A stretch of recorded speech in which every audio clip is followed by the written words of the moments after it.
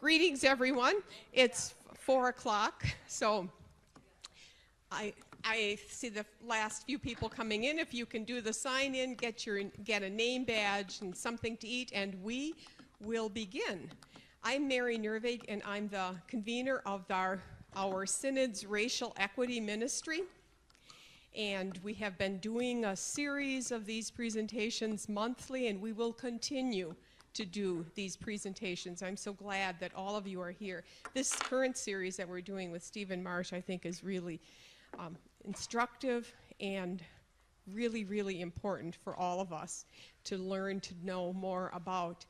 On the back table, there are some bookmarks. If you haven't grabbed one, they're hot off the presses, and you actually have to have really good eyes or good reading glasses, because I wasn't paying attention to how small the print is when you want to get everything in on a tiny little bookmark. But it has it has the history of the events we have done, some of the things coming up, and most importantly, it does have how to find out in a way that you can read on the website, because we do have, the racial equity team does have a page on the Synod website, but to get there is a little complicated. You have to, and it tells you how to get there through the. Well, I don't have to explain it. It's right on the bookmark, the 3 steps you have to go to find the page. And this program and several of the programs that we have done should have a link that you can use in your congregations or for your own personal use to learn about what we have been doing and see these presentations and perhaps use them. So today we welcome for presentation number 2 in our series of 3, Pastor Stephen Marsh from Lake Edge and from the South Central Synod of Wisconsin, presenting for us this ongoing brief view of the journey about what it's been from the chattel slavery to present-day struggles. Thank you, Stephen.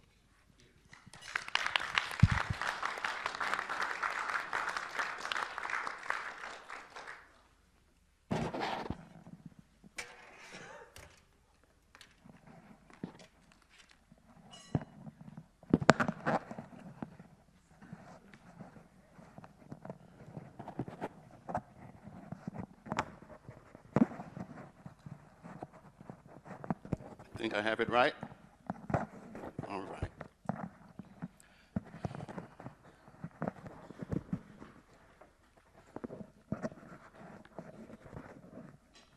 It doesn't feel right.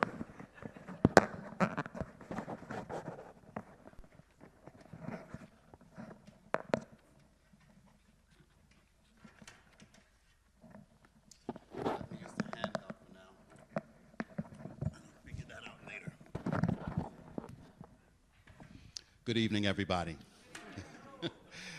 First of all, thank you for being here. I am truly grateful that you have chosen to come out to be a part of this and for this presentation. So thank you so much. There are lots of things that you could be doing on a Sunday evening, Sunday afternoon. So thank you for doing this. I want to thank Mary Nervig and the rest of the Synod Racial Equity Task Force in terms of the sponsoring these presentations and in terms of the work that we are doing. Mary is a good leader of this thing, and we have been given a task to help to make the Synod a more knowledgeable and inclusive place in terms of hearing each other's stories and getting to know each other better in terms of our cultures and our races and our situations. And so I'm glad to be a part of that work. This evening, would like to talk about struggle. Struggle is going to be the name of the game this evening. Struggle for freedom, struggle for dignity, struggle to be seen as human, which the people in Africa who were taken captive and enslaved were not seen to be. They were not seen to be as human, because you can't enslave someone that you really believe is human. You can only enslave someone in terms of the kind of chattel slavery, slavery for profit, that was part of the Middle Passage, the Transatlantic slave trade. Africans were not seen as human for a various number of reasons. By that time, by the mid 14th century, the mid 1400s, late 1400s, into the 1500s. By that time, Europeans had already come to see themselves as God's gift to the world.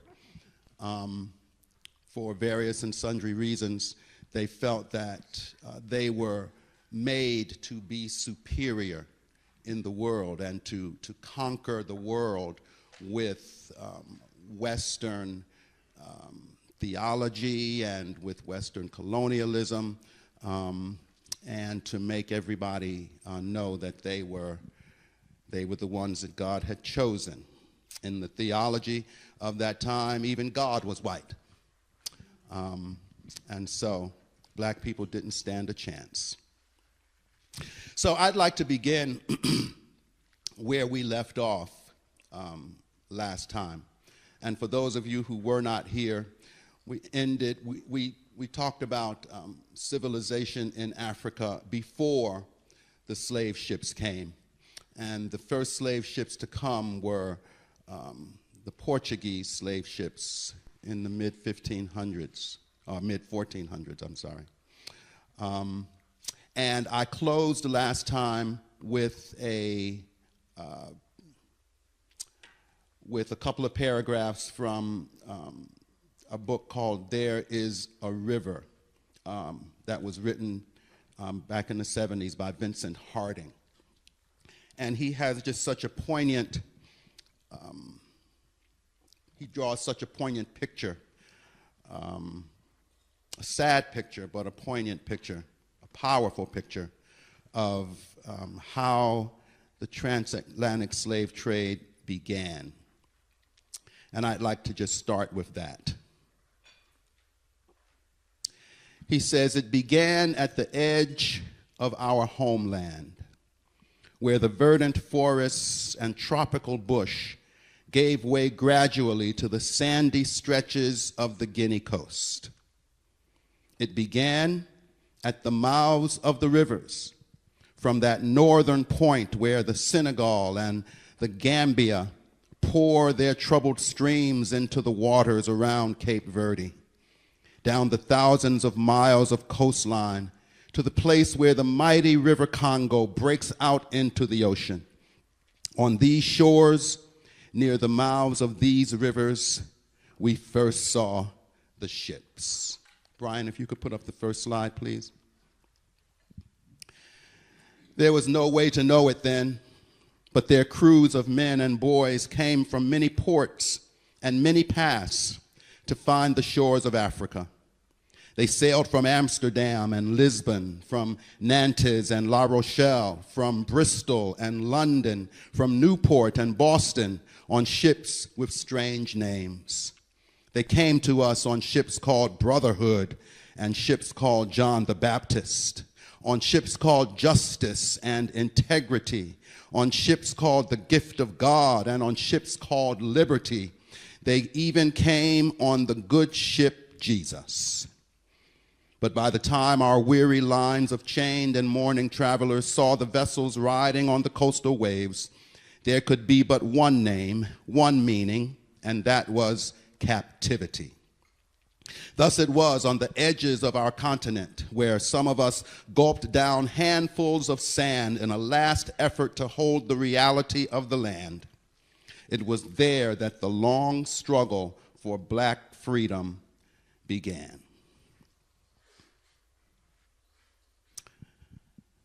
That was Vincent Harding. I'd like to say a word about something that we touched on last time, and I just wanted to put it out there. Blackness was seen as different by the Europeans. I've been perusing some books that have some first-hand accounts of some of the sailors from Britain's impressions of when they first saw people from Africa, and they were seen as different because they were black. And since the slave trade began, blackness has always been defined in relation to whiteness, because blackness has been something that has been seen not only to be the opposite of whiteness, but it seems that blackness has been defined through the struggles that black people have had to go through in relation to whiteness. But I want to put forth that, and we said this last time, that there is blackness that is apart from whiteness. Doesn't have anything to do with it.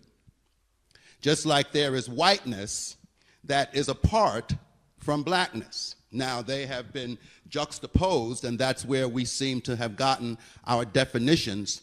But one of the things that we're trying to do at Lake Edge, where I co-pastor, is to wrap ourselves around the whole concept of whiteness.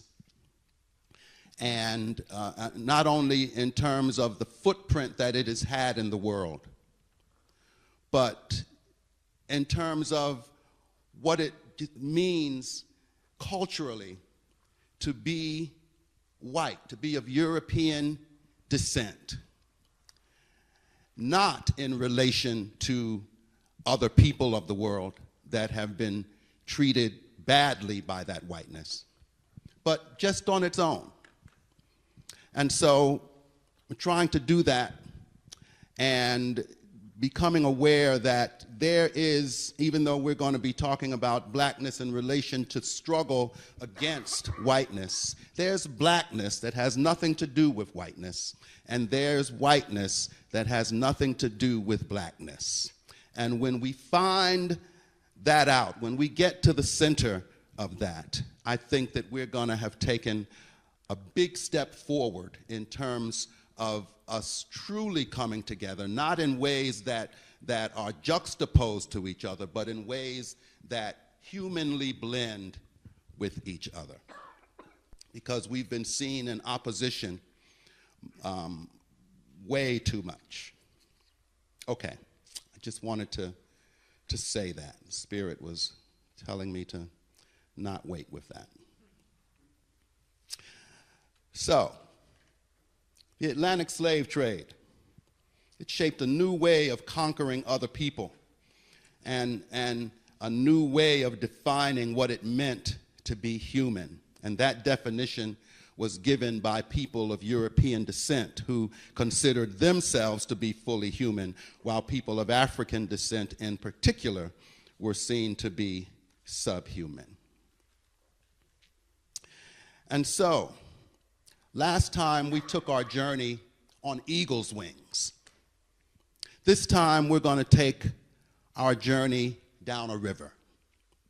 We're going to be paddling down the river of black struggle. And I'll begin this way. The laws of physics state that for every action, there is an equal and opposite reaction.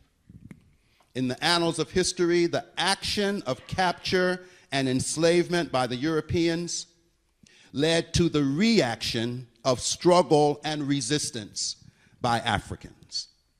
It is a struggle that began when chains were put on the first African man and woman with the intention of enslaving them in the Americas. It is the resistance to being enslaved in any form, resistance that is the same now as it was then, that continues to fuel the struggle, because the river of black struggle continues to run strong. The late Vincent Harding, who we just quoted, calls this the river of black struggle, a river that begins on the shores of Africa and stretches to the day when all of the descendants of all who were taken from those shores are free. And every descendant of Africa who is part of that struggle becomes part of that river. And so we will continue our journey today by paddling down the river of black struggle. And we begin where the river begins, where African men and women and children are fleeing from the determined grasps of the slave traders. Confusion is all around us. Many Africans don't even know what's hitting them and end up in chains before they even know it. We can see many running until they fall dead from exhaustion, choosing that to being captured and taken to an unknown place. We see many people struggling to the death with their would-be captors in hand-to-hand combat, refusing to be taken alive.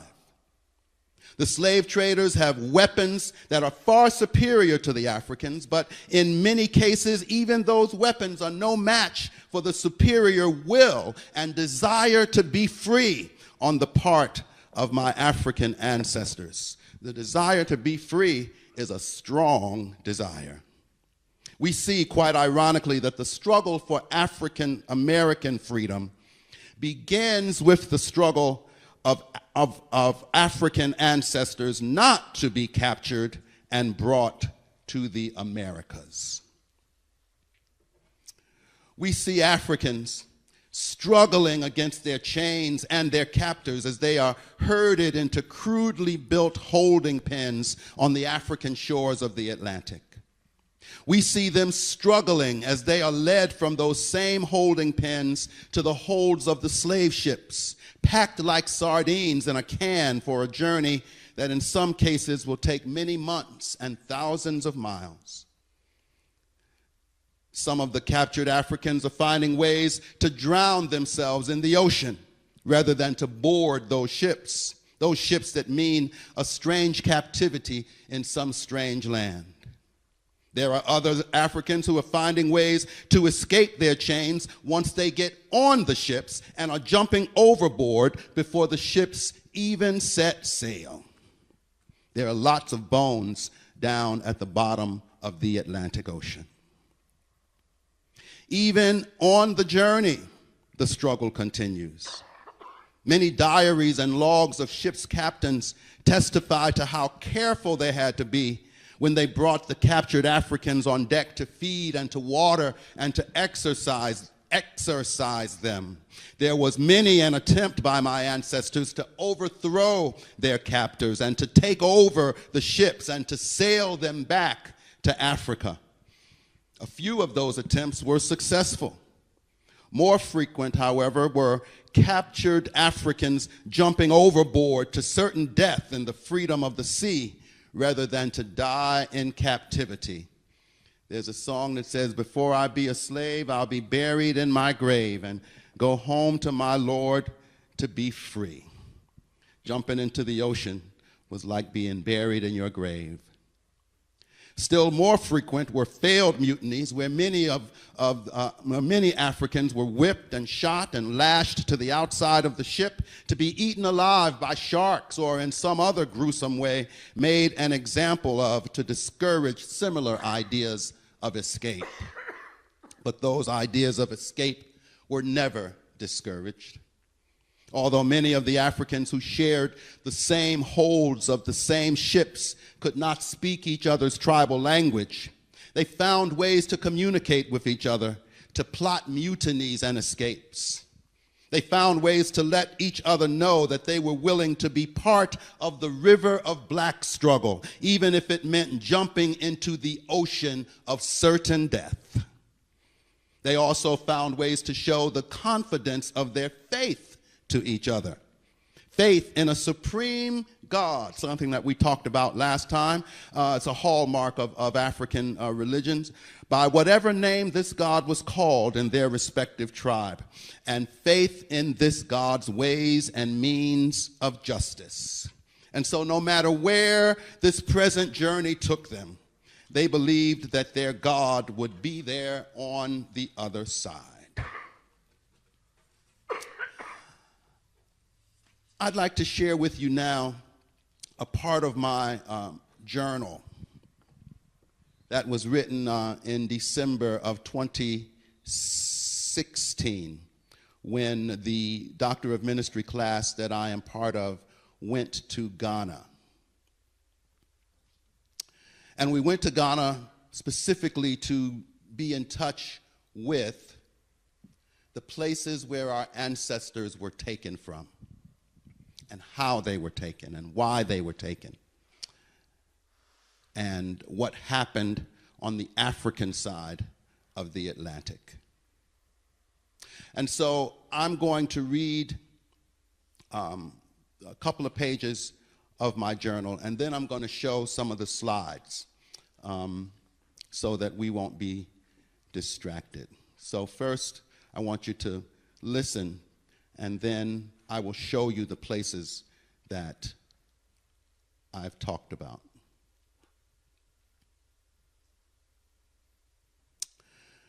This is from December 11th and 12th. And I say, what I have experienced on these 2 days, I have never really experienced before. And that is being and walking in the places that my kidnapped African ancestors walked on the African side of the Atlantic. Our stop at Ancestral was the beginning of that walking for me. Ancestral was a place where the slaves were taken for their last bath before they got on the slave ships. From the time we got off the bus, I felt as though I was on holy, consecrated ground. Unfortunately, it was not ground consecrated with holy oil or with incense. It was ground consecrated with the blood, sweat, and tears of my ancestors.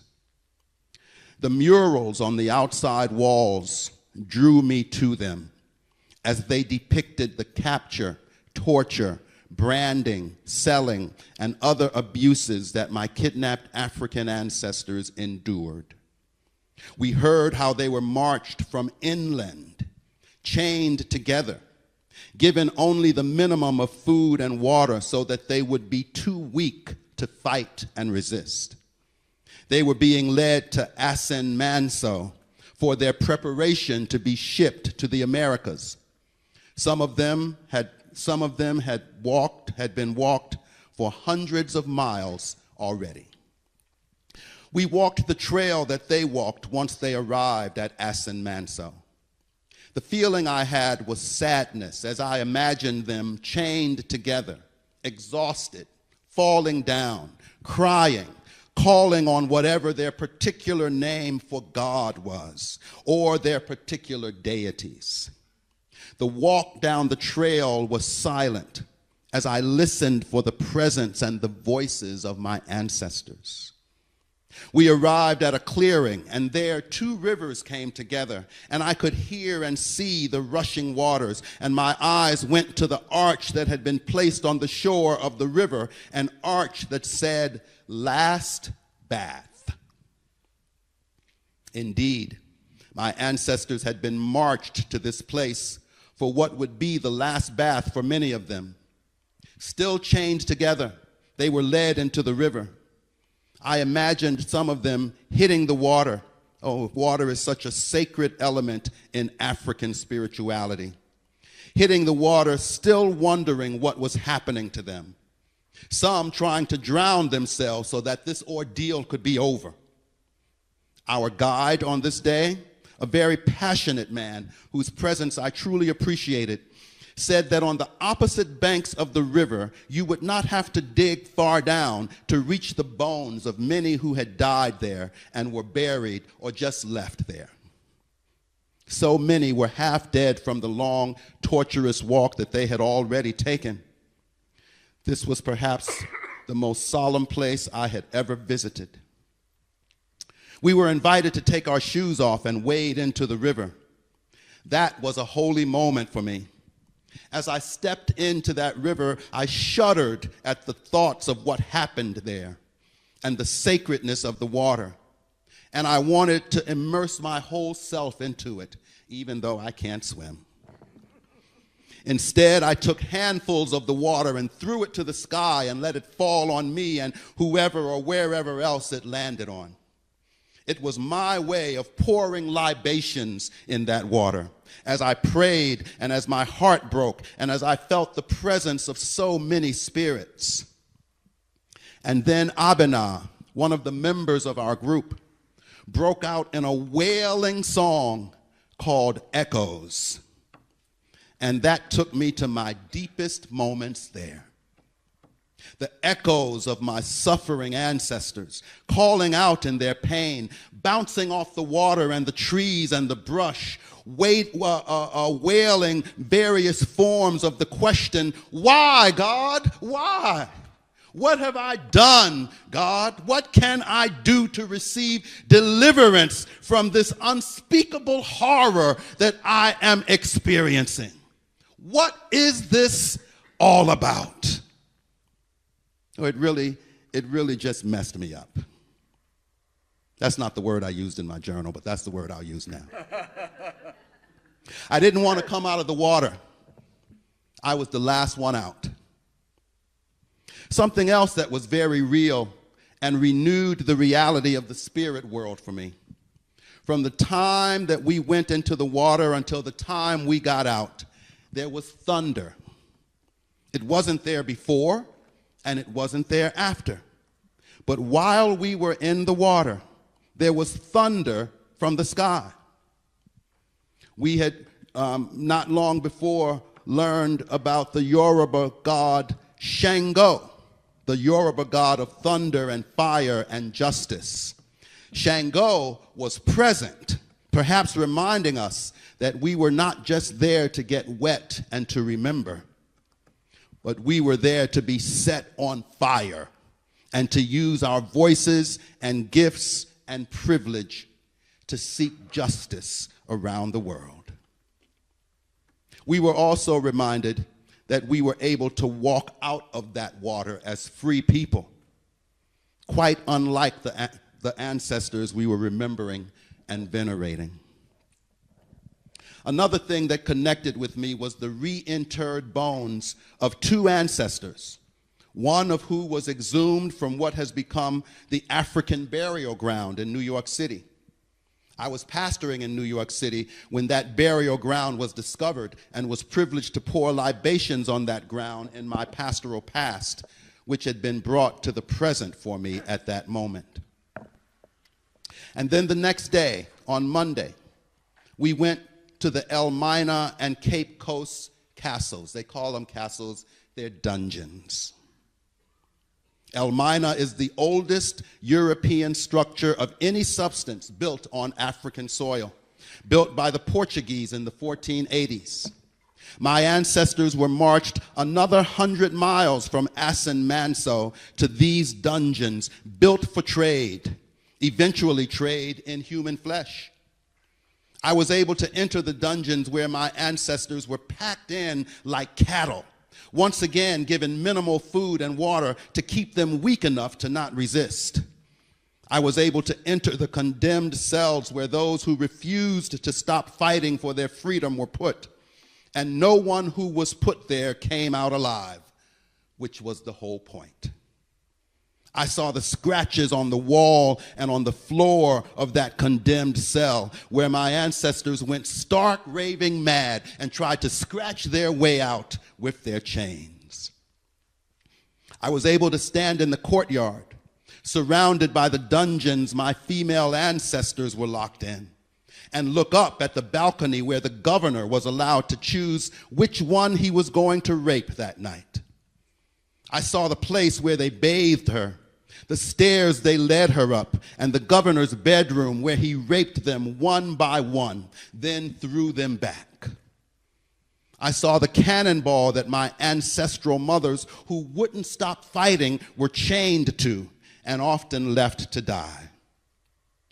I saw the marks on the wall of some of those dungeons, 1 to 2 feet off the ground, that marked how high the feces and urine and vomit and blood were allowed to rise, so that not 1 inch of that space where they were locked in was free of it.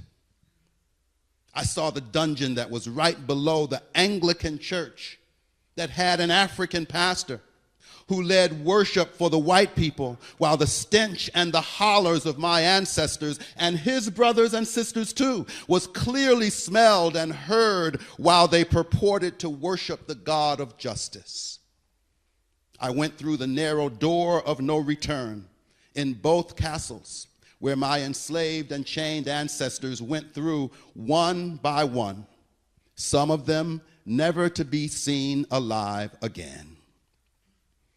Where is humanity so broken that we can do that to one another?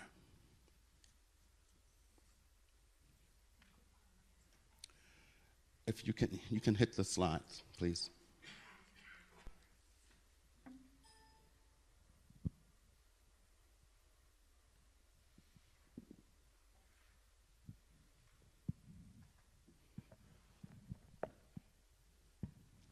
It's Asin Manso.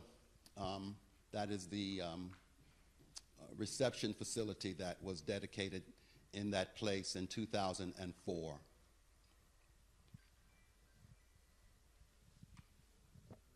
Okay.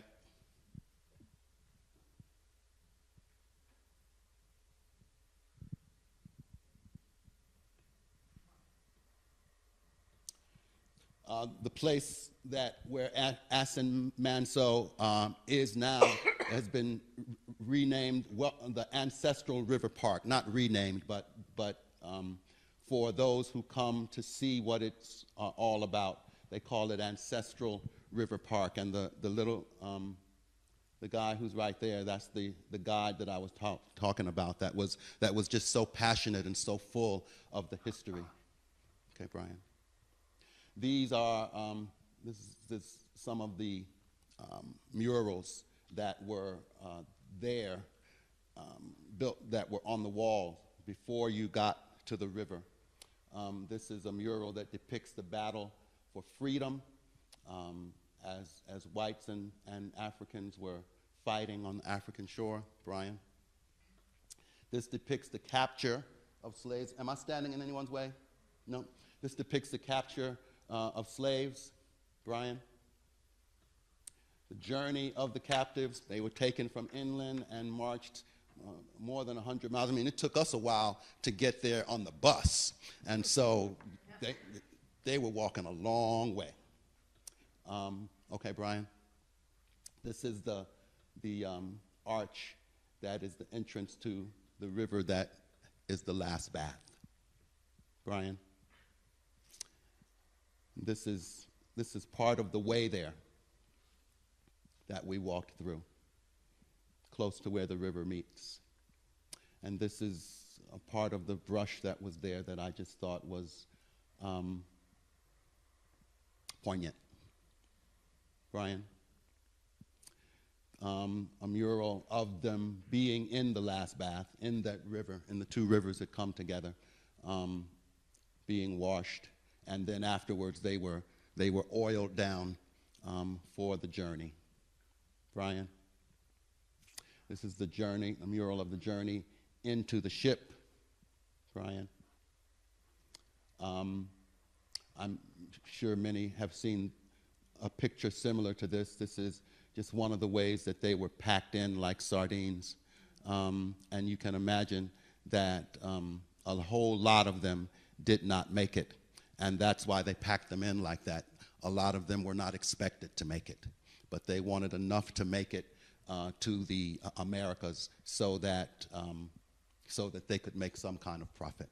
So they overstuffed on one end so that they could get something in return on the other end. Brian. A merchant and his slaves. I hate the way that guy looks, but so did they.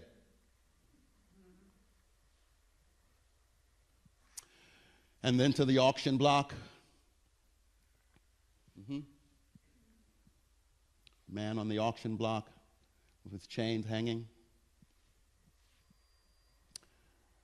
People, slave buyers who are trying to see if this guy is worth buying, bargaining, being branded once you were bought and owned, being punished for trying to resist. Resistance, the slaveholders wanted the enslaved people to think that resistance was futile, but they never thought that. Resistance was not futile. In fact, resistance is the reason that I'm standing before you today. This is one of the two people that were found in New York as they were building a new building, digging for a new building in Manhattan, close to Wall Street. They came across an African burial ground for slaves in the 1700s, I think it was. Excuse me. And they stopped the digging, and there was a great big brouhaha about what to do. And so they took two sets of the bones from there. One's name is Samuel, and the other is Crystal. And they were reinterred in Africa, there in Ghana, in 1993. See what the next slide is. Okay, this is the outside of, I want to say Elmina Castle, Elmina Dungeon. And this is the inside courtyard of Elmina, part of it. See how old it looks? The stairs, one set of stairs. Okay. This is a view from the outside. This is where they kind of had lookouts and guns, where they could see the vastness of the ocean in case someone was coming. It was built to be a fort originally. This is the courtyard. I'm standing where the governor would be standing up. And this is the women's dungeon, part of it, and the governor would get to choose which woman he wanted that night, and they would prepare her.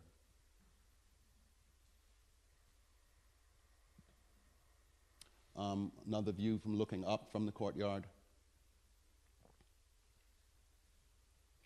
These are, I thought these were interesting. They were said to be of Dutch origin and said to signify some kind of religious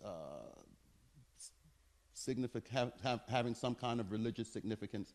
No one could really tell me, but they said it was of Dutch origin, which makes sense because after the Portuguese and the British, the Dutch used these castles and these forts for themselves.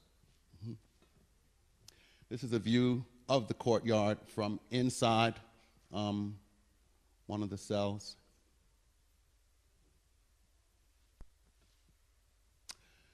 This is the governor's bedroom. It was, I just couldn't resist.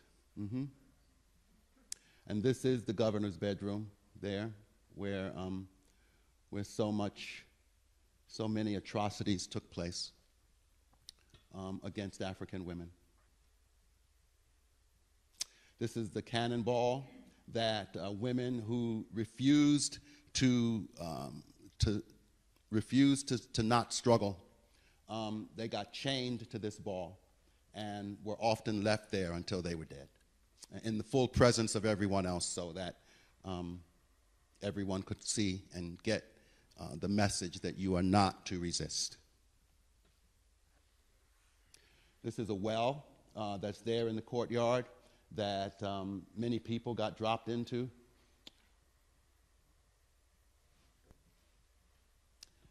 The sign over the male slave dungeon and the entrance to the male slave dungeon, to one of them anyway, at Elmina. This is me and some of my classmates inside of that dungeon. It's not many of us, but you can see it's kind of crowded in there. These are some of the marks that were shown to us on the floor that were made by people who were put into the cell where you did not come out. These marks were made by their chains, trying to just scratch their way out somehow. That was incredible to me. Next slide, Brian. This is a view to the outside in front of the Atlantic, where the ships gathered. Okay. Female slave dungeon, the sign for that. A door that was used sometimes to take slaves from the dungeon out to the ships. This is the window, if you will, that is above the male slave dungeon, and up above is the Anglican church. So you could see that they couldn't help but hear and smell those who had been captured and enslaved there in the dungeons while they sang their Anglican hymns and prayed their Anglican prayers right over people that they were abusing.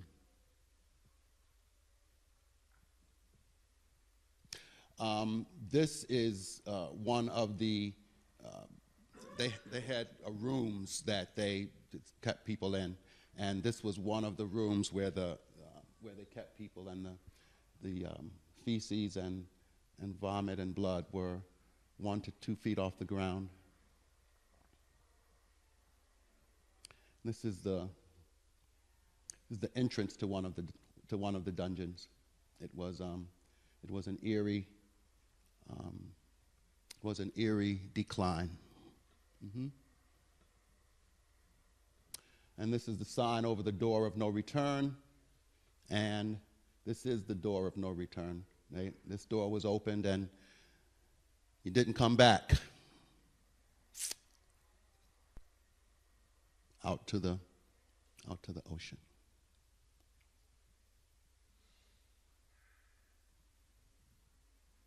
And this is a marble plaque that had been put there at Elmina. It says, "In everlasting memory of the anguish of our ancestors, may those who died rest in peace. May those who return find their roots. May humanity never again perpetrate such injustice against humanity. We, the living, vow to uphold this." You can leave it there.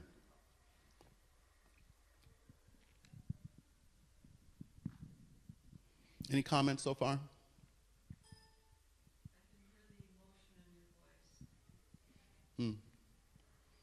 It was, it was a moving experience, truly. There wasn't much to say, only feel. Mm-hmm. Who placed that plaque, Steve? I don't remember. Okay. I know that President and Mrs. Obama had been over there maybe a year or two before us, and they said that they had placed a plaque. This may be that one, but I'm not sure. Mm-hmm. Well, Yes, I'm sorry.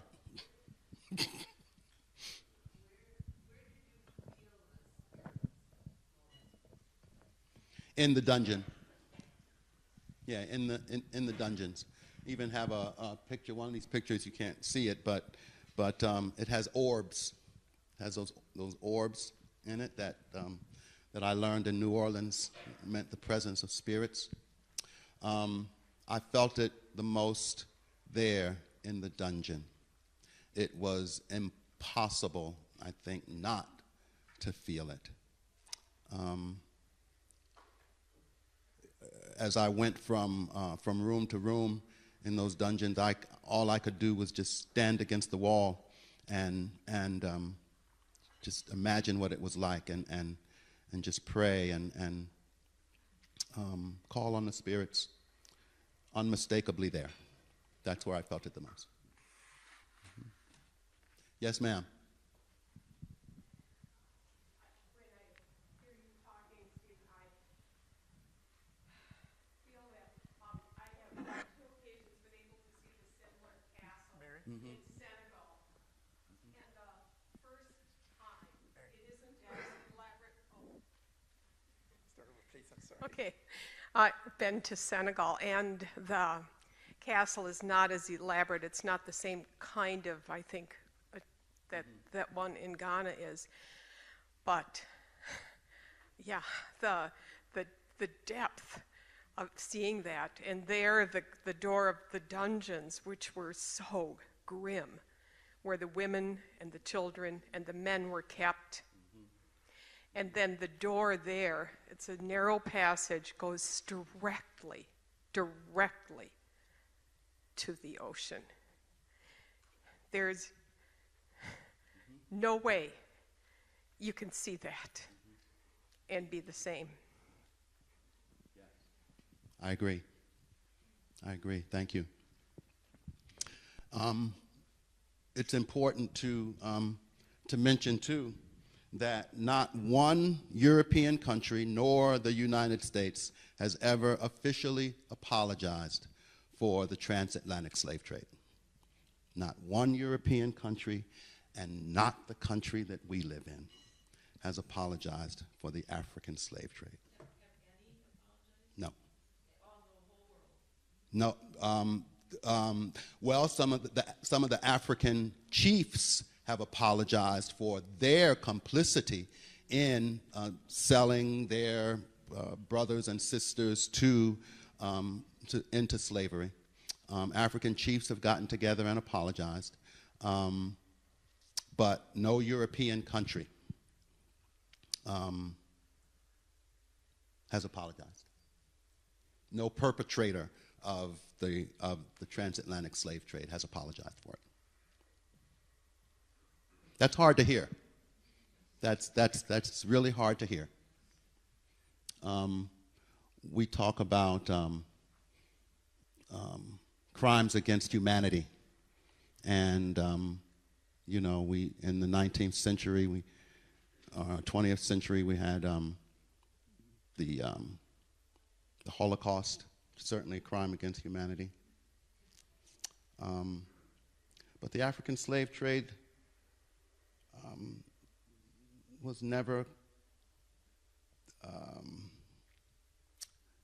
titled a crime against humanity. Absolutely, which is one reason why there is so much psychic trauma among African Americans, African descendants.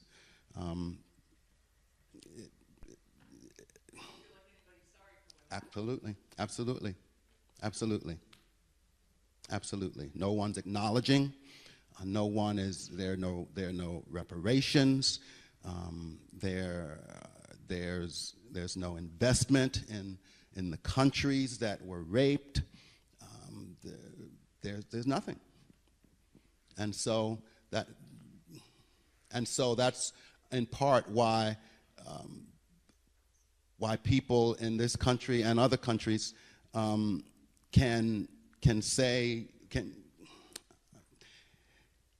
why there's so much misunderstanding in terms of who black people are and why black people do the things that they do and say the things that we say and feel the ways that we feel and act out in the ways that we act out. There's just a lot of psychic trauma that has not been addressed at all. And so hopefully we can do something about that. Yes, sir. Did the Portuguese ship or any of the European ships take Africans to their homeland, or did they go to the highest bidder in America? The European ships mostly took people from Africa to the Americas. There were some ships that came from the east coast of Africa that dropped some people off on the southern coast of Africa in Cape Town and kept going. The largest number of enslaved people were taken to South America and to the Caribbean. I can't say that there was not trade within Africa of Africans, but I know that they came. Enslaved people came from all over Africa, the East Coast, the South Coast, the West Coast, and a lot of things were done with them. Yes, ma'am. There's a port in southern Portugal, which they claim is the very first slave market. I forget the name of the place, but it's supposedly the very first African slave market. That would make sense since the Portuguese were first in terms of getting there and investing in captured Africans.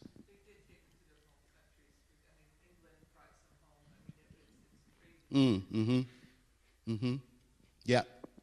There were lots taken to southeastern Europe and different parts, and people pretty much did what they wanted. They would I'll take these two, and just take them. So, and a lot of that was done without records or what have you. So I can imagine that that any direction that you go, there was slave trade activity. Yes. I was able to find a little bit of information about the World Council of Churches and their recognition of some of the significant dates, and also the National Council. But it seemed like you had to sort of be an insider to be able to get a hold of what happened and what took place. So I could only carry it so far. But I think that there has been some acknowledgement, but not greatly publicized. Are you talking about on the part of the churches, on the part of denominations? Right, the part of the what do you say, international body, as far as Ghana. But like I said, I could only trace it to not very far, because I think you had to be a member or be on some kind of committee that organized, their events, and I think they were prayer events, and maybe asking for forgiveness. Not a bad but idea. I wish it was publicized, in greater detail, or that the information was easily readable, but it wasn't. And I didn't know anybody at either place I did try contacting the National Council of Churches. They have a small staff, and I never heard back, either by phone or by email. Right. Well, don't give up. Okay.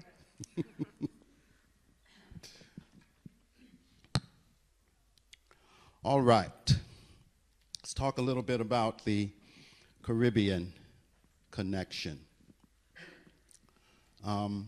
We're still traveling along that river, paddling alongside the ships that bear Africans away from their homeland.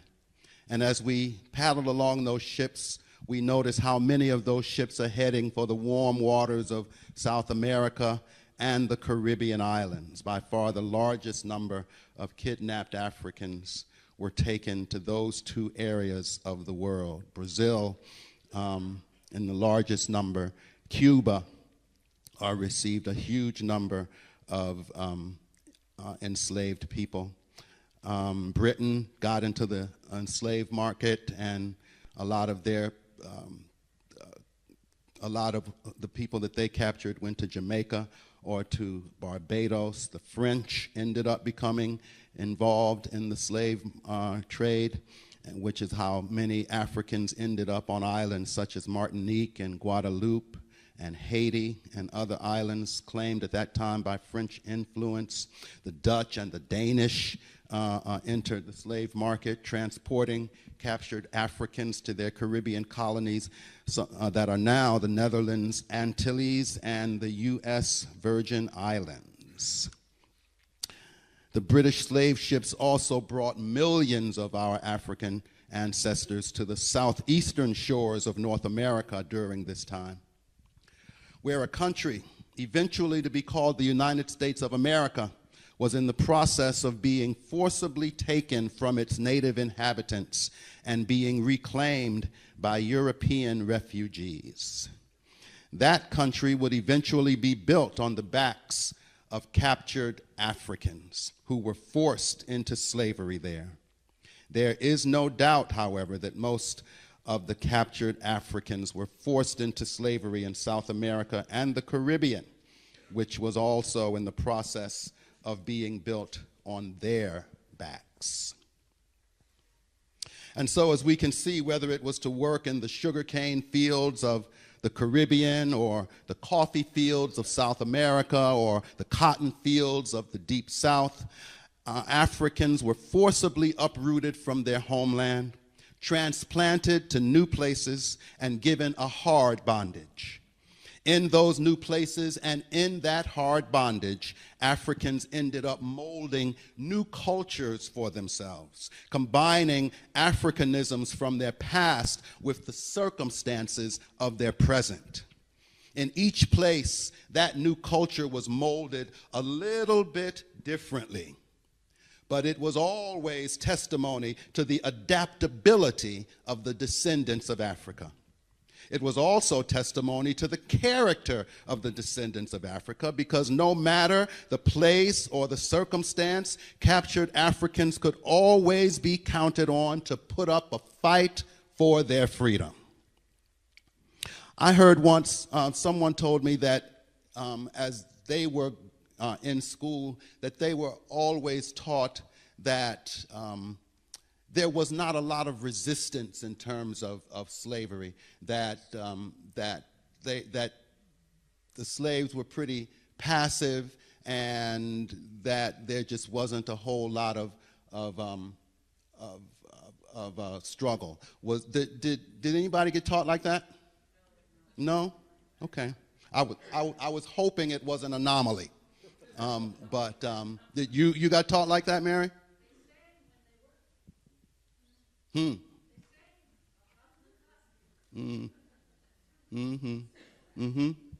Maybe that's where it came from. But no, captured Africans could always be counted on to put up a fight for their freedom. Slave revolts in the Caribbean were quite common, and most islands had several recorded and unrecorded insurrections. Perhaps the most well-known of them was the revolution in San Domingo around 1800 that was led by Toussaint L'Ouverture and Jean-Jacques Dessalines.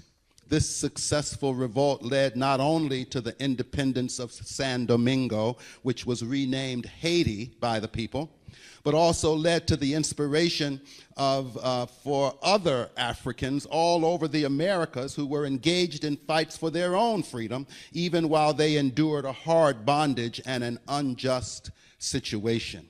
Haiti did indeed overthrow the French that was oppressing them, and they have been paying for it ever since. That's why Haiti, that's one reason why Haiti is the poorest country in the Western Hemisphere, because there is the European countries, there's no investment. There's charity, but there is no investment. in terms of Haiti. And even here in the United States, I remember hearing that if you were a Cuban, if you came over from Cuba, there was special treatment. If you came over from lots of other places, there was special treatment, but they wouldn't even accept people from Haiti. You know? I didn't understand that when I first heard it, but learning history can help you. Well, as we continue our travels on the river of black struggle, let us take the tributary of that river that leads to what is now called the United States.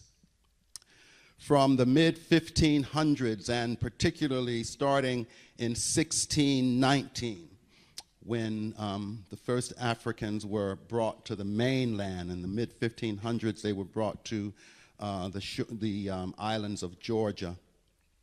Millions, from 1619 on, millions of captured Africans were brought to these shores and made to endure a cruel bondage.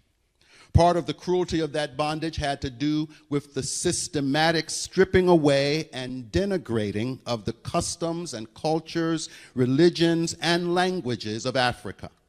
Everything, including dignity, was taken away from those who were enslaved. They were given new names.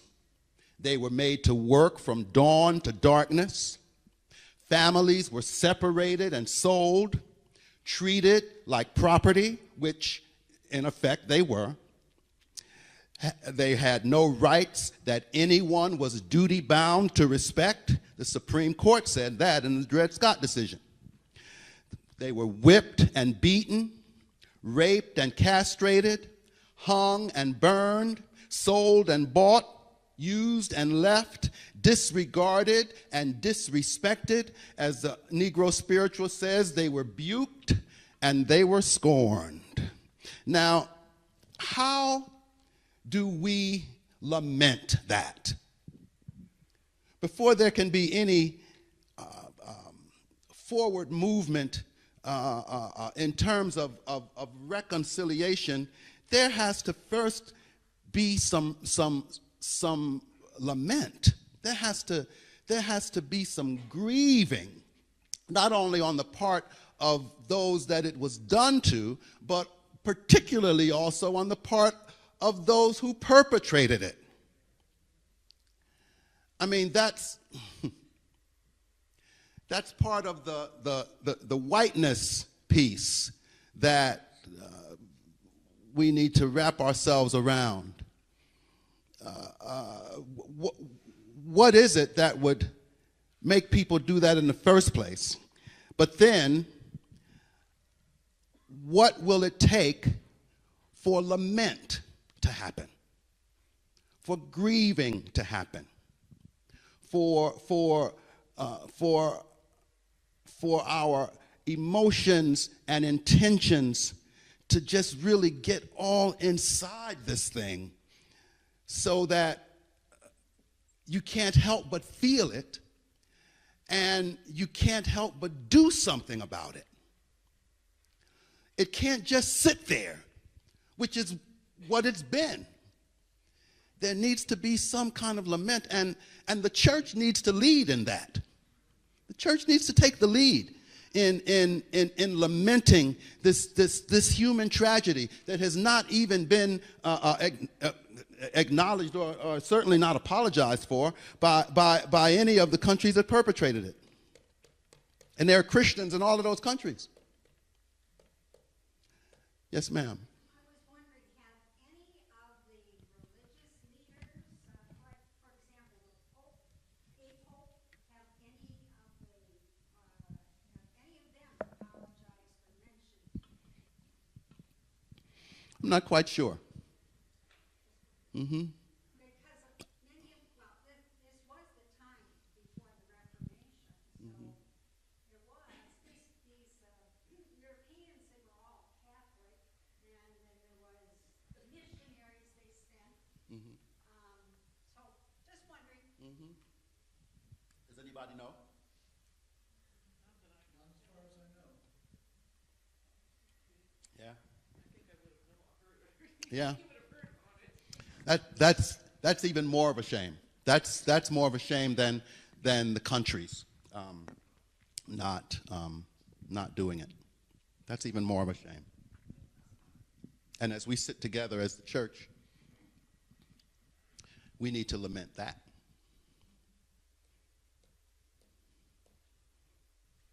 Well, as we continue, okay, did that.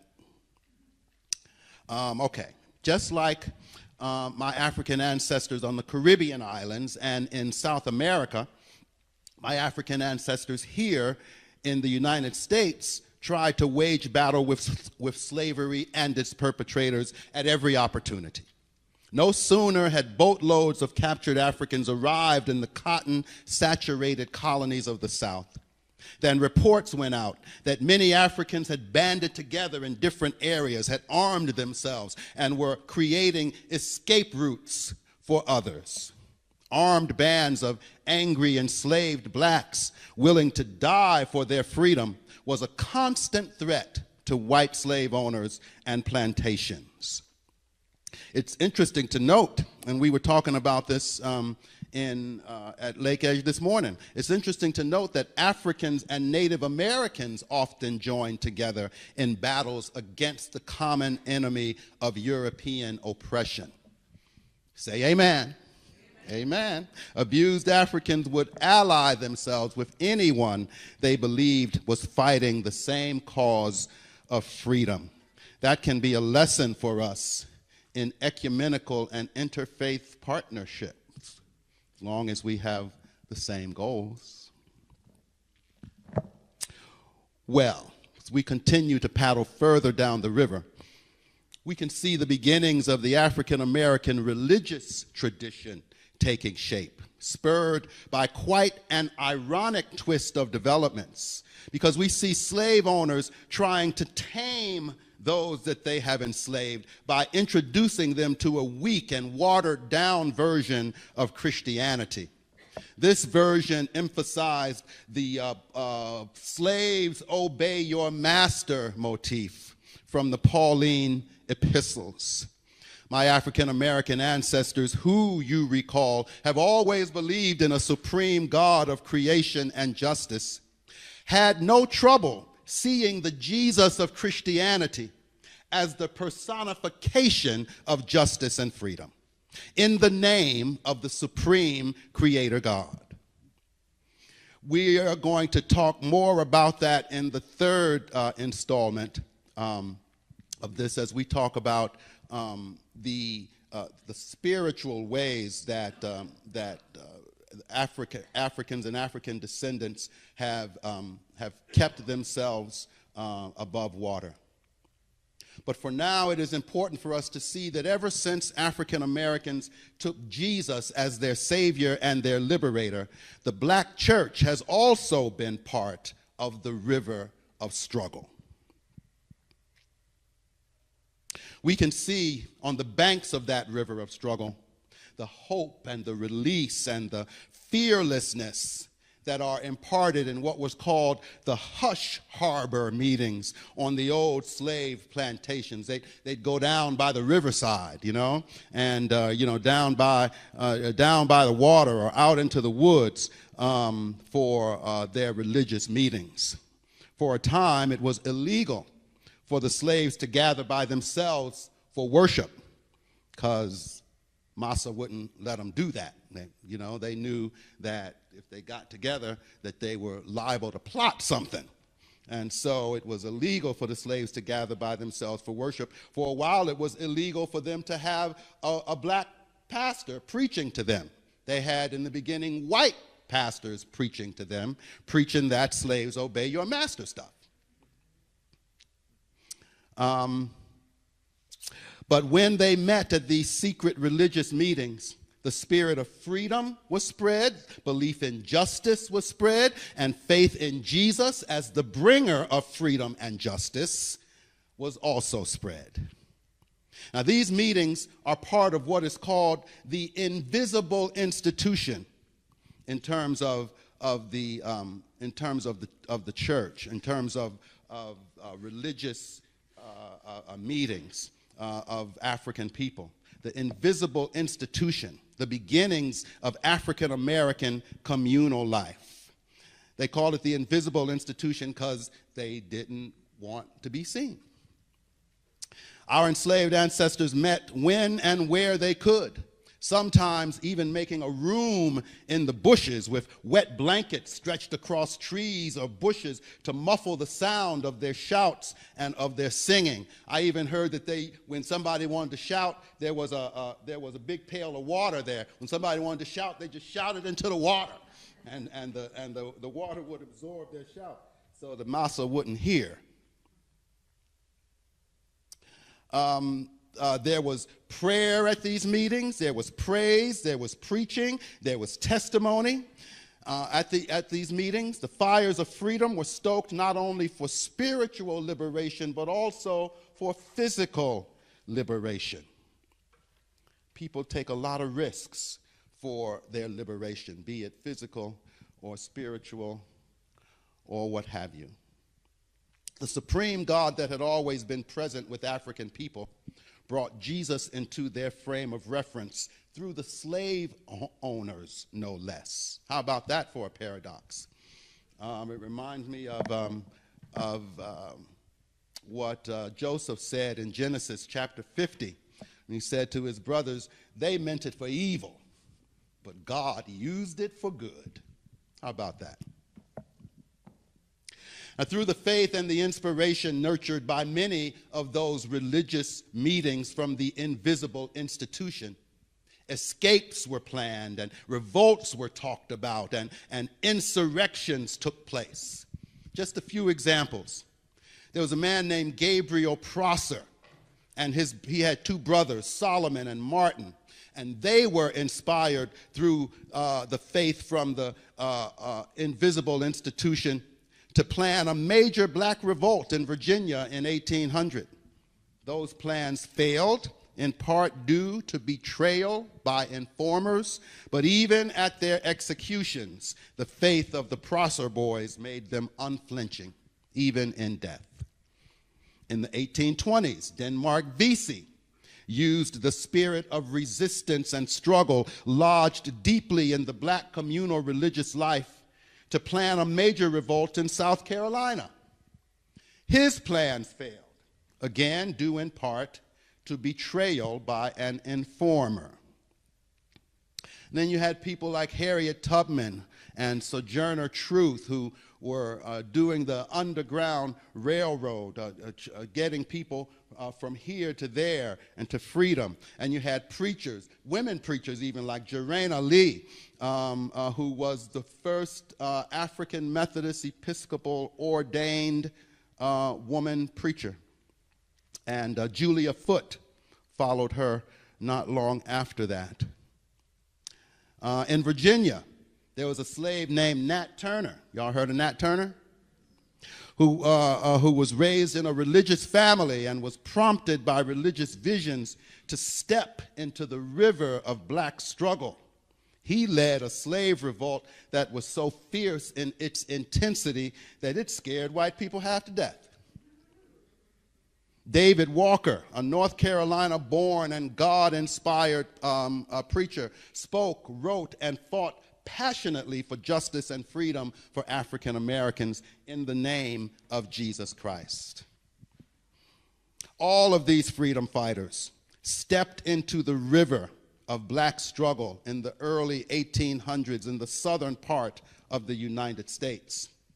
By then, African Americans in the northern part of the United States, who were fueled by that same passion, who were inspired by that same Jesus, and who were stepping into that same river, had already formed what was called the Free African Society. It was a fraternal organization, if you will, where black people got together to see what they could do for one another. The Free African Society was a pioneer African-American organization that sought to meet the religious, physical, and political needs of the free black community in Philadelphia in the late 1780s. From that effort came independent African-American churches and denominations, African-American educational endeavors, African-American Masonic organizations, and African-American mutual aid societies, insurance companies, and self-help organizations. All of these things were used in the ongoing struggle to resist the internal and the external effects of slavery. And all were spawned by a belief in a God of justice and hope, who was always there in the midst of the people, even when it didn't seem like it. We talked some today at Lake Edge about the Underground Railroad. Black abolitionists like Henry Garnet and Frederick Douglass, Sojourner Truth, Harriet Tubman, Martin Delany, and Samuel Ward, they all fought the good fight in the northern states for the freedom of African Americans all over the country in the middle 1800s. From these efforts and others like them came what is known as the Underground Railroad, which was a network of loyal freedom fighters who helped get thousands of escaped slaves from the South to the North and beyond into Canada. Our travels on the river of black struggle take us past many depots of that railroad line, which end up being the homes and the hiding places of many people of whom the river runs through. Black people as well as white people. And I understand that there is a station on the Underground Railroad here in Wisconsin in Milton. Has anybody been there? Yeah? Okay. We are planning a trip from Lake Edge. We're planning a trip to that place to see Wisconsin's contribution to the Underground Railroad. That was news to me, but I'm glad to hear. I was telling my congregation today that it would be pretty hard for a black person to travel through Wisconsin without being seen. And and so I'm interested in seeing the Milton House. It's significant to note that these struggles for African American freedom are taking place in the country that is being sung about and was being sung about even then as the land of the free and the home of the brave. How about that? It is significant to note that these struggles for basic human rights that were fought by African Americans and their allies are taking place on the soil on which the Revolutionary War was fought, and in a country whose hard-won preamble states that we believe the Creator has endowed all persons with certain unalienable rights, among them life, liberty, and the pursuit of happiness. Talk about gaslighting somebody. It is also significant to note that in the minds of the writers of those words, the children of Africa were never intended to be in that number. In fact, the writers of those words were some of the biggest slaveholders of that time. That's quite, I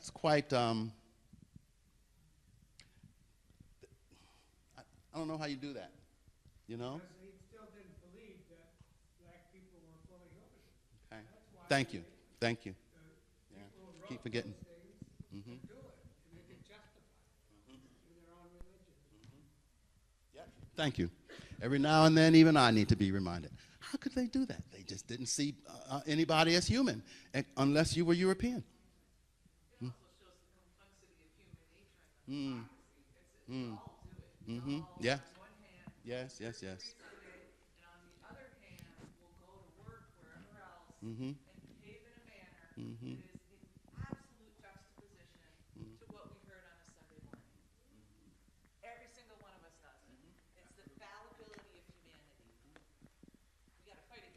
I'm not saying to just give in, but it's definitely, sorry. It is, it's how we are so fallible. It's how we are so broken. Thank you for that. It's important to remember. It is. In some ways, when they were writing the Declaration of Independence and later the Constitution, they sort of bargained away the thought that some people did have of ending slavery. It got bargained away and put off because they had to pacify or make commitments to the southern states, where and that's what kept happening till the Civil War. They get pushing it down the road, pushing it down the road, even though there were people that knew that was wrong. Yeah. We like to kick cans down the road. Really. You know, we do it all the time. We do it all the time. Well, the fact remained, even with all of the struggles, the fact remained that black people were here in this country. We were not here by our choice, but now that we were here, we weren't going anywhere. There were many, both black and white, who advocated black people being shipped en masse out of this country to certain islands or back to Africa. That's how the country of Liberia got started. And then there were people like Marcus Garvey, who was the head of the Universal Negro Improvement Association and head of the Black Star Ship Line, whose goal it was to fill those ships with black people and take them back to Africa. Unfortunately, that never happened. That did not happen with that Black Star Line. And so, the majority of our ancestors had already decided that they were going to stay. And so, the struggle continued. And then there came President Lincoln, who was forced to free the slaves through the Emancipation Proclamation in 1865, and many Africans joined the Union Army, which they were not allowed to do before, and helped the North to win the Civil War. And after that, there was about a 10-year period called the Reconstruction Era. That's what you called it. Where African Americans were actually making rapid gains in all areas of public, private, and political life. But that only lasted for a very few years because the compromises that had to be made with the South, the government was not enforced, the federal government was not enforcing any of these new laws that were being passed, and black people were still catching hell. And so by the late 1870s, African Americans who felt betrayed and turned out by the government, who were hounded and harassed by society still, and who were looted and lynched by the Ku Klux Klan, they were literally a people without a country by the late 1870s. The Reconstruction era was over. The system of segregation laws that eventually became enacted and which replaced Reconstruction, which was unofficially called Jim Crow, was a very real form of apartheid that existed in the United States. Speaking of that, just to say, I just came back from South Africa, and one of the things that I learned was that the South Africans went all around the world to find out how Africans and African descendants were being oppressed so that they could do it better. And one of the places that they learned a lot from was the United States of America. That was interesting to learn. Every gain that African Americans had previously made during Reconstruction was systematically taken away through Jim Crow. Though slavery was no longer official, many African Americans, especially in the former slaveholding states, were being crushed by the renewed force of white racism and fear and depravity. But the African American religious community, this time as a visible institution, not an invisible one, but a visible one, became a focal point for efforts of liberation and relief and struggle in the African American community. The supreme creator God of our African ancestors, through God's revealed Son Jesus, continued to show my people that through it all, and through Jim Crow too, God would not leave us or forsake us. The black church once again provided both spiritual and physical resources to the ongoing struggle for the survival and uplifting of our people. You know, the black church started because white people didn't want them in there. That's the reason that there is an entity called the black church. In the late 1700s, what's his name? Richard Allen. Richard Allen and Absalom Jones were going to St. George's Methodist Episcopal Church. They worked for white people like so many others did, and on Sunday they went to the church with the white people, but they had to sit up in the balcony. They had to sit away. Well, one day they walked in there, and the whole place was kneeling in prayer, and they knelt in prayer before they got to the balcony. And an usher pulled them up and told them that they couldn't be in the spot that they were in, and pulled them up in the middle of prayer. The dude's supposed to be praying. He's pulling up people, right? And so Absalom Jones and Richard Allen decided then that they had enough. They had enough. And they led a walkout of the black people that were in that church, and they started the denomination of the African Methodist Episcopal Church. That was the first black church denomination that got started because the white people would not let black people worship in spirit and in truth. Another way that black is juxtaposed to white.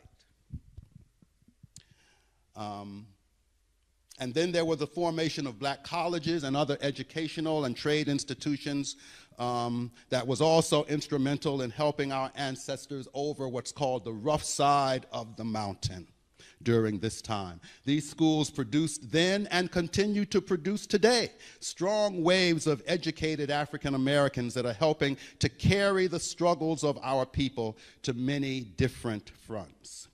Some of these schools are even named for white people, but they are black schools. Like Howard University was started by a white man that was benevolent in what he did. But there are many schools. The United Negro College Fund has them all together, and you can Google that if you want to know some more about those schools. Very important places, and some of them are struggling very hard to stay in business. Well, as we follow the current of the river of black struggle into the turn of the 20th century, we continue to see times of strife on every level for African Americans in this country. Even with the birth of the National Association for the Advancement of Colored People, the NAACP, which was started in 1909 by W.E.B. Du Bois, and the birth 2 years later of the National Urban League, even with all of that, American racism could not be checked. African Americans continued to be discriminated against in the armed forces of the United States during both world wars, both at home and abroad, and continued to be lynched and disrespected in the streets and in the courtrooms of America. Between 1910 and 1950, millions of African Americans participated in what's called the Great Migration, migrating from the southern states to the northern cities, looking for jobs, looking for respect, and looking for a better life. Some of them found a job, some of them found a better life, but none of them found much respect. Gains were made in the quality of life for some African Americans, but by and large, they still had no rights that were consistently respected or enforced, even up north. Many black self-help groups, protest organizations, insurance companies, mutual aid societies, radical movements, demonstrations, riots, sit-ins, protest newspapers, black worker organizations, social agencies, churches, individuals, etc., continued to petition the government and to press every advantage. It seemed, however, that white racism still could not be moved, but still the struggle continued.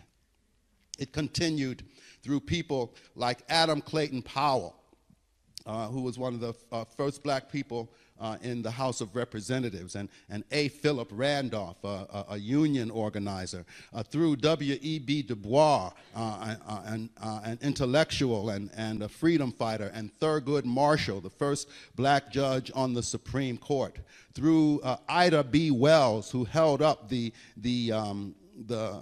whole lynching thing that was going on in the United States, and Mary McLeod Bethune, who was an educator who started some of those African American colleges, through Marian Anderson, who was a wonderful singer who was denied singing at Carnegie Hall, and Paul Robeson, who was blackballed as a communist, through Duke Ellington and Mahalia Jackson, through Oscar DePriest, who was also in the House of Representatives, and Ralph Bunche, who was a diplomat, through James Meredith, who was a freedom fighter, and Medgar Evers, the same, through Rosa Parks and Fannie Lou Hamer, through Langston Hughes and James Baldwin, through Elijah Muhammad and Malcolm X, through Roy Wilkins and Martin Luther King Jr., just to name a few. The struggle continued through them.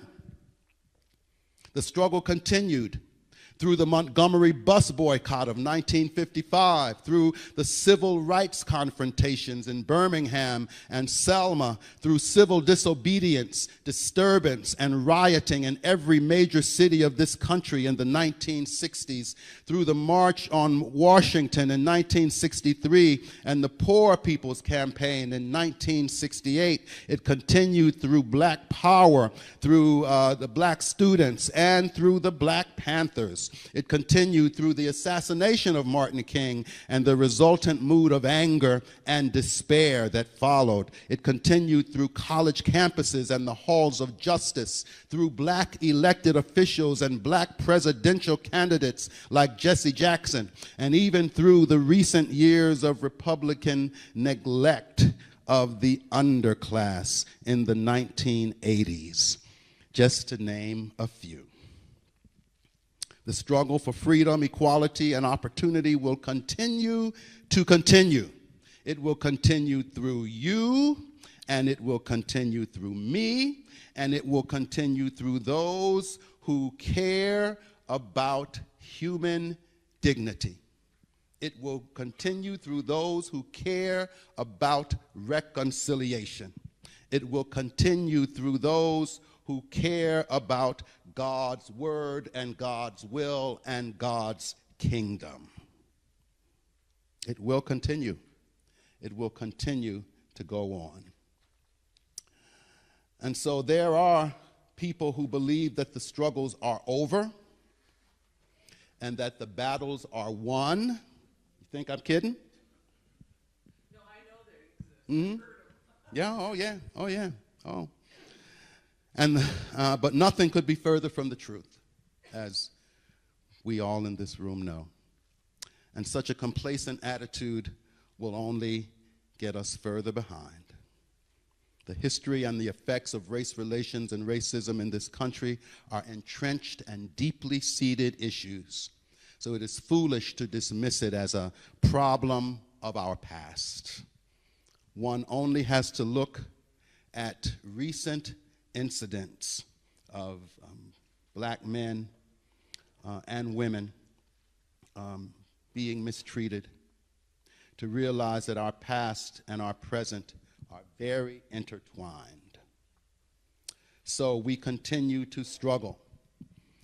African Americans in this country continue to struggle against and resist racism and continue to fight for freedom, justice, and equality on every level.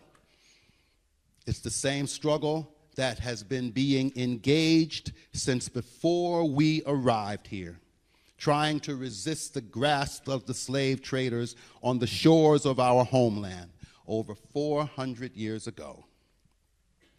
But a river has always run through us.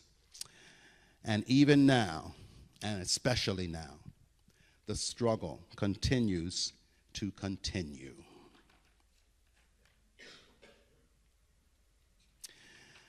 Any comments or questions or rebuttals or information to add? Or okay, starting in the back. Lucy? Hold on, please. Oh, thank you. Who's first? I think I can't quite remember when I didn't feel grief about this issue. I know it started when I was a child. And I felt that way kind of alone for a long time, except for one friend who's black who has really helped me struggle with this issue. So the first place I have felt a community of white people who care, really deeply care about this, is at Lake Edge Church. And that's really, I don't know how to put it, it makes me feel like I can live. There's life out there. You know, when Makes we have me feel like I can stay. Hallelujah.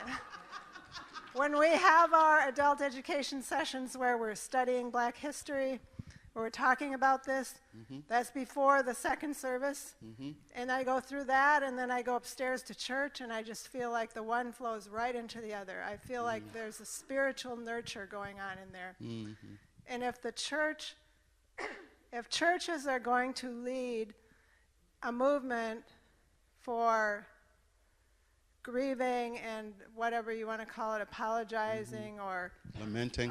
Reparations of any kind, I would like to see that happen. It would be empowering. It would be empowering to white people who have so often, it's just so difficult to even talk about this among white people because they don't understand, they can't hear it, they want to turn away. But I think that a critical mass would make a difference. So, you know, I hope that can happen. Thank you. Thank you for that, Lucy. Yeah, we have to learn our history. We have to learn each other's stories. We have to learn to appreciate each other's stories. That's one of the big things that the Racial Equity Task Force is trying to do, put people's stories out there so that people can't say, I never knew that, I never heard that, or I didn't know that. Thank you, Lucy. Peter, you had your hand up. Okay, next. Hold on, Peter. There you go, sir. Wonderful. Couple of observations and then a question. I wish I could remember who to thank for this information, but I was somewhere in my first years of college when I read somewhere that one of our most famous lines in history of give me liberty or give me death was actually a line that was stolen from one of his slaves. So that it was not original to Patrick Henry, yeah. So I just, in listening to you, I was reminded of that today. And then I'm not sure the way that you were speaking, do you think that the Black Star Line should have succeeded? It would have been interesting. I know that there were lots of, yeah, it would have been interesting. Yeah, I know well, that it there would were have been. lots of black people who did want to go back to Africa. Yes. Yeah, I'm not staying here one more minute. You know, rev that boat up, you know?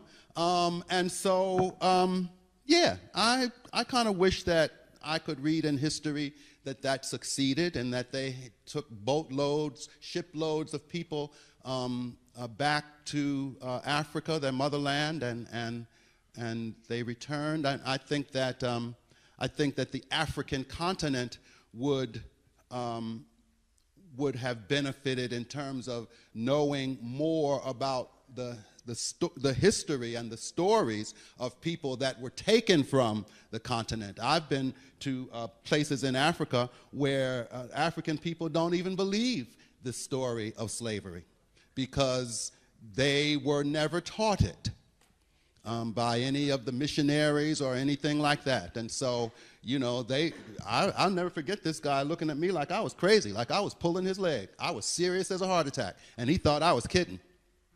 And so it could have benefited the continent. So yeah, I wish it would have happened. Okay. And then the last thing, a few years ago, I was with a guy named Murray Har, who was Jewish and had become an ELCA pastor. He has since become Jewish again. But that one of the things that he said to us was the gospel. That Christianity cannot proclaim a gospel unless it speaks to the children who are burning in the ovens of Auschwitz. And as I was listening to you today, I'm wondering, so what is the gospel that we need to be able to proclaim to Afro-American people and to white people alike? Especially on this day of celebrating our wilderness time?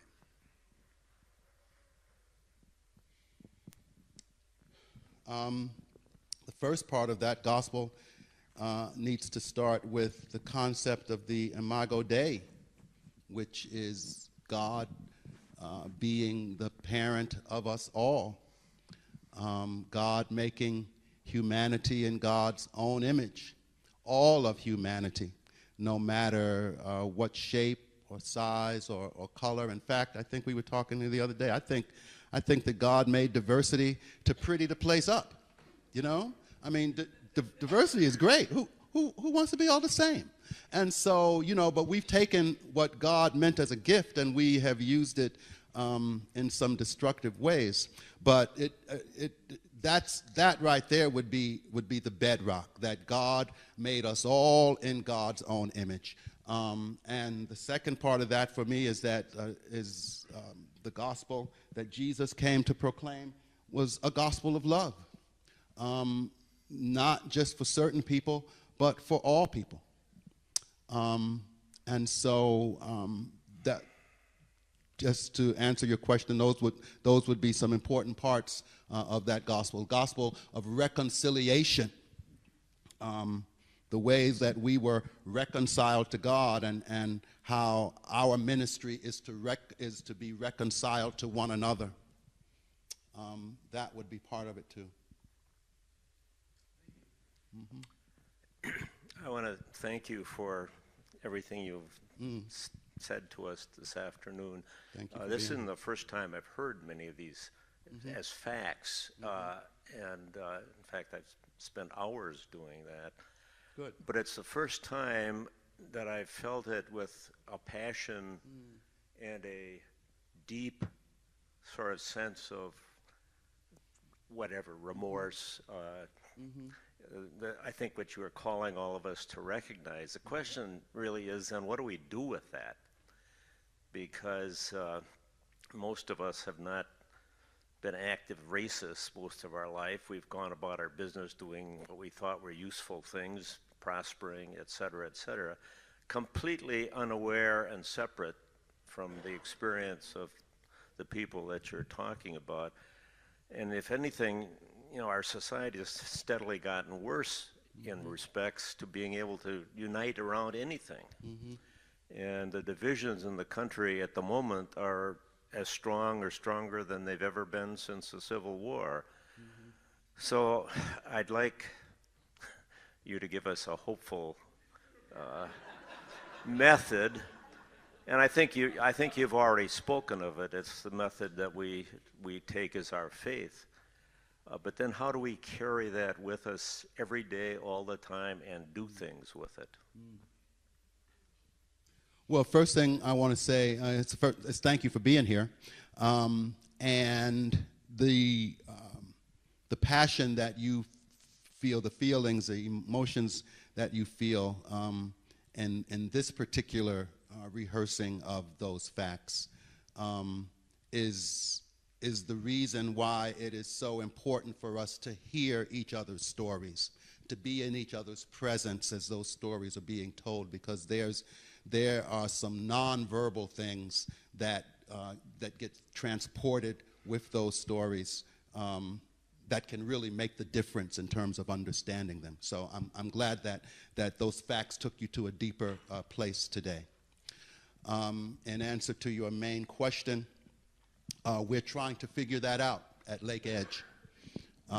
That's what we are intentionally spending this year doing, trying to figure out what can be done. What can we do with all of this?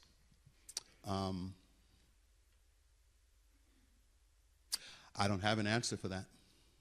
I wish I did. I'd be a rich man. I tell you, I'll put one thing out there. Some of you were there with me a couple of Fridays ago when Jennifer Harvey was at the Fountain of Life.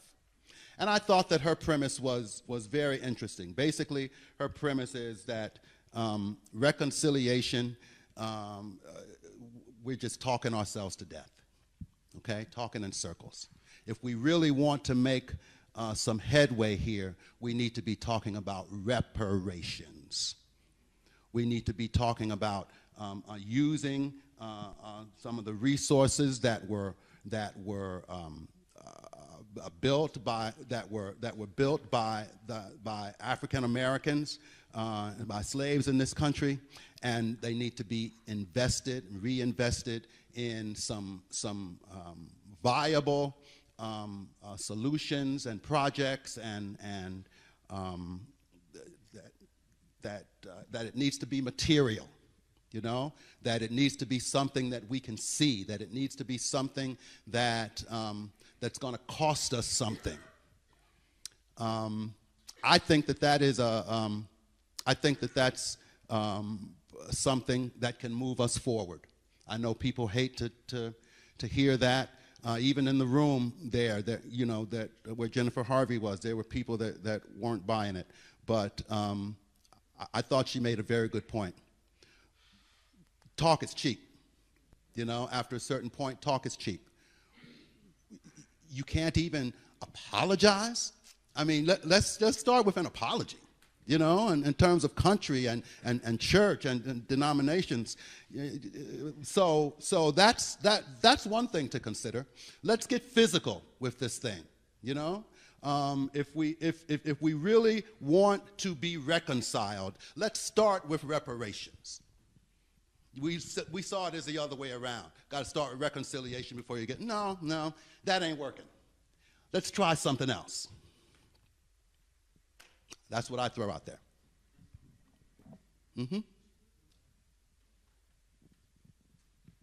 I have a couple comments to make. First, you had mentioned Liberia earlier today, and I just wanted to mention that I had read a book recently called On Sugar Beach.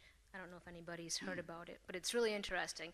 And it was about what you were talking about, where enslaved African Americans returned to Liberia. And it was not this panacea that you might think. There were lots of struggles as a result of that slavery, and they ended up in civil war. But it's a very interesting book, so I would recommend. What's the name of it again? On Sugar Beach. Okay. And then the other thing, as to what we can do, just one small thing that many of us in this room have done at Lake Edge is that some of the women got together with some women from Christ the Solid Rock. And we met for a weekend and we listened to each other's stories, and some were along black and white lines, but other stories were along mothering and being a daughter and some of the struggles we went through as women. So it was nice to see what we had in common, and also what our differences were. But I think just one small step is just getting together with people and making that effort and saying that, you know, one weekend is really important for us to give up and to share with each other. Absolutely. Thank you for that. Proximity. Proximity is important, which is what we're trying to do in our relationship with Christ the Solid Rock. You know, we don't need to talk through barriers or behind fences. We can come face to face and just get to know one another. There's a lot to be said for proximity. Mm-hmm. There's the issue of white privilege. I'm still here. Oh. the issue, which we're pretty much all the same, I would guess, and acknowledging that one of the strongest things that we've had to be able to count on all our life is that we had a kind of white privilege just by being white. Mm-hmm. We never ever had to sort of take that into account in anything we did, and we thought we earned it in some way. Well, we didn't. It existed because of our history and what it left us with. Yep, that's a big stumbling block right there. Thank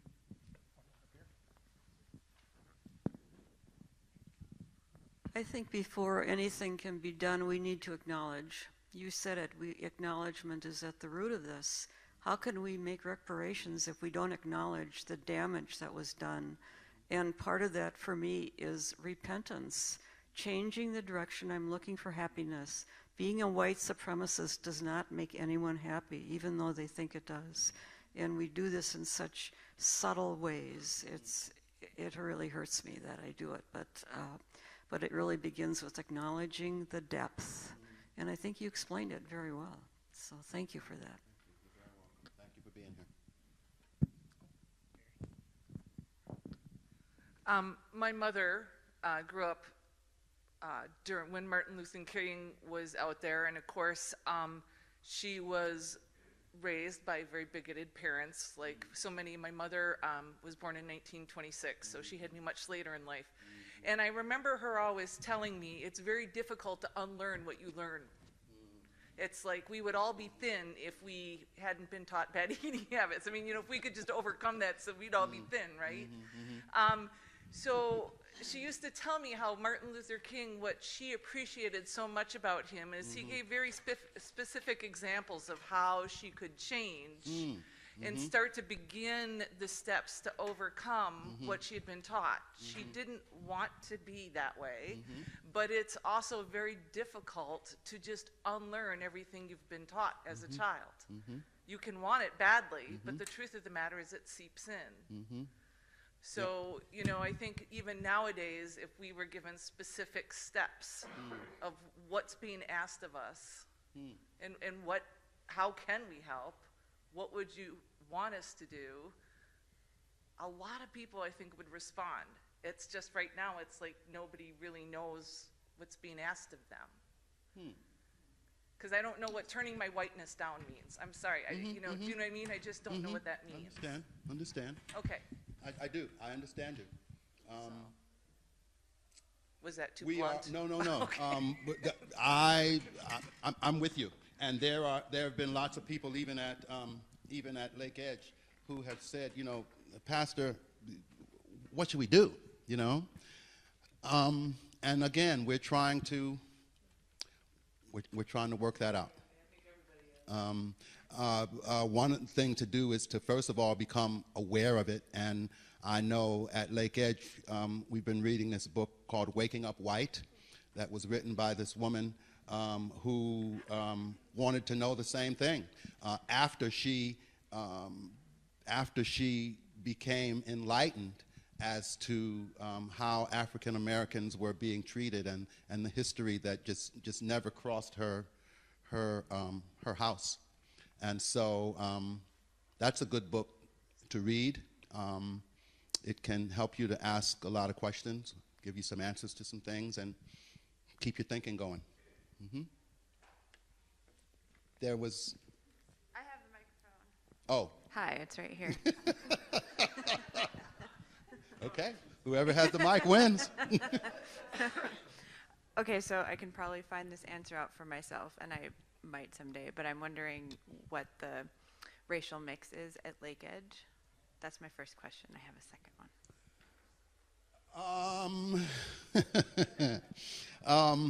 On any given Sunday, there are between maybe 5 and 10 people of color on any given service. Thank you. And then I'm wondering if this is to okay, you had said that the black church started because the whites didn't want the blacks in their church. How do the black churches feel about whites coming and worshiping with them? Oh, they love it. Okay. Oh, yeah, they love it.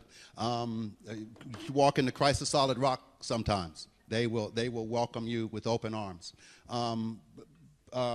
Black people that I know don't have any trouble with white people coming to black church. They see that as an opening, you know. I mean, you know, finally there's a white person who wants to really praise the Lord, you know. And so it's great. Yeah, as far as I know, we love it. Thank you.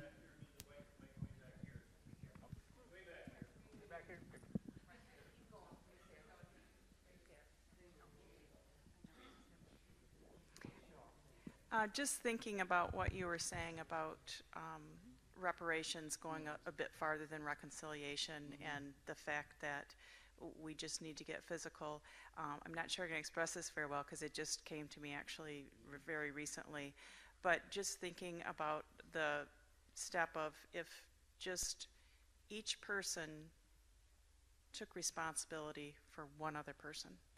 And I think maybe one thing that got me thinking about that was my neighbor. He is such, he's in that Big Brothers program, and he is such a dedicated and amazing big brother to this young African-American boy. It just amazes me the amount of time and commitment he has and the relationship he's building. And then just recently I've had someone that's just been kind of showing up at my door and needing some help. And it just made me think, just that one commitment, if everyone just did, and more that physical support, that actual physical support. So anyway, I guess that's what I was thinking about as a step for people are like, oh, what do I do? Just building that relationship and that listening to stories too. I couldn't see who was talking, but when we got together for that weekend with the women at Christ Solid Rock, that was like incredibly moving for the white women to just sit and listen and hear those stories. I mean, there was so many emotions and so many tears, and it was, I think, listening to those stories. Yeah. Good. There's somebody back there. One of the things that I'm struck by constantly, don't have to use my pastor voice. One of the things that I'm constantly struck by is the inability of us to be quiet and listen to others. And when we do that, we learn so much. We can be moved. One of the things, I'm on social media a lot because I want to stay in touch with especially the younger folks in my parish and around. And every once in a while in a couple of our groups, there is a time for people to speak and others to listen. So it may be a time where women get to speak and everyone else needs to shut up. And that's the way it's often said. And it's hard. It's hard for my brothers to keep quiet and listen to the sisters speak. And this is a clergy group. And it's hard. It's hard for that to happen. It's hard if we're talking about ethnicity. It's hard for us to listen to our native sisters and brothers and just be quiet and listen to what's going on. And I'm convinced that if we learn to listen, I think God gave us 2 ears for a reason. If we learn to listen, we can change this. But it's so comfortable to hear the sound of our own voice. You know, amen? It's comfortable for us to hear our own voice, and then we don't have to listen to the other. It's also comfortable for us. We've been well trained. We've learned our lessons well. When someone else is speaking, we're trying to figure out what we're going to say in response. And so we don't truly listen. And when we spend the time listening, we can come and see the other as fully human.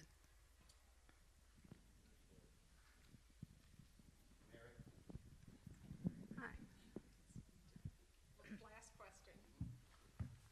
Am I the last question? Yes. I want to be cognizant of the time. Okay, well, that we it's gave. more of a comment. I mean, I could say a lot of things, but what really, really has hit me, our book club did read that book. Waking Up White? Yes, and found it very, very, very, really helps you get it. Get what white privilege is, get what institutional prejudice is, you know.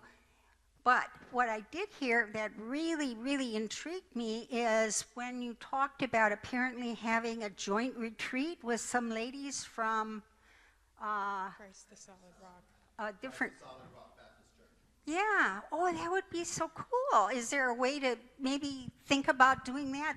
You know, I mean, not right away, but I mean, I think that sounds so wonderful for us in Stoughton. Maybe we could do something like that. Well, Christ the Solid Rock has their hands full with Lake Edgewood. Do you know of another? But what I love, if I can, because what I love about that question and all the questions that people are raising with what do we do, is we are gathered together and we're asking those questions. That has not happened before. So the fact that we're struggling with it and we want some answers because we don't like being uncomfortable. Well, folks, this is uncomfortable. And that's just part of the lament. And we have to be uncomfortable and struggle with the questions. But I think in all of our places in Stoughton, you might find another church, but it gets the questions going, and that's what we need to be doing. Yeah, Stoughton's pretty white. Yeah. And that's why this racial equity ministry team was started, so we can begin these conversations and take very, very, very seriously that the church has been complicit in institutional racism, and because we have been complicit, we must be intentional in unpacking institutional racism. And all we can do is where we exist in the South Central Synod of Wisconsin, and that's what we're intentionally doing. And with that, most of the members of our team are here, so I really want to have the members of the team who are Stephen, George, Vivian, stand up everybody, Vivian, Donna, Peter, Steve, and there are two missing, Krista and myself, and yeah, the two of us, we're both members of the team. And two people are missing, Krista Fisher and Donna Peterson. So this group has been meeting, and I think and taking seriously when we hear you saying things like we should be doing something. Well, that's we value all of that, and that is our mandate as this team to indeed work. You know, and we were very intentional in choosing, with Bishop Mary's help, the passage that's on our banner, to be ambassadors of reconciliation, and that's not light. And actually at St. Stephen's, where I'm a member, we're reading the Jennifer Harvey book, Dear White Christian, which I highly recommend to all of you. And I really appreciate her talking about if we want to put skin in the game to be embodied people to be Jesus people, then it means walking a path, not just light reconciliation. But I think our banner, we want to be true ambassadors, the very best. And that means taking it very seriously and putting some skin in the game. And also really want to thank New Life and all of and Brian's work, because we are so appreciative of their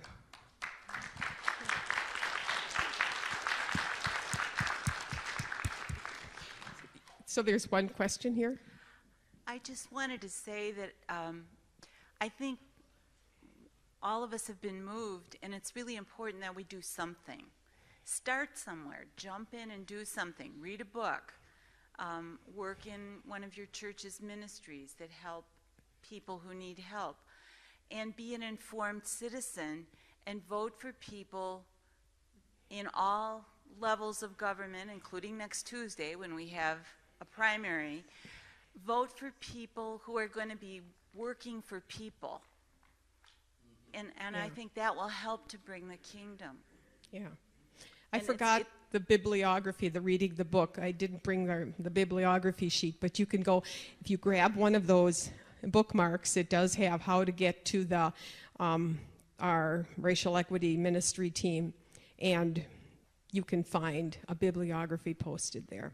And I will bring them next time. And we want to, I just want to announce for all of you, March 11th is our third in this presentation by Pastor Marsh, and we are looking forward to that. Thank you all for coming.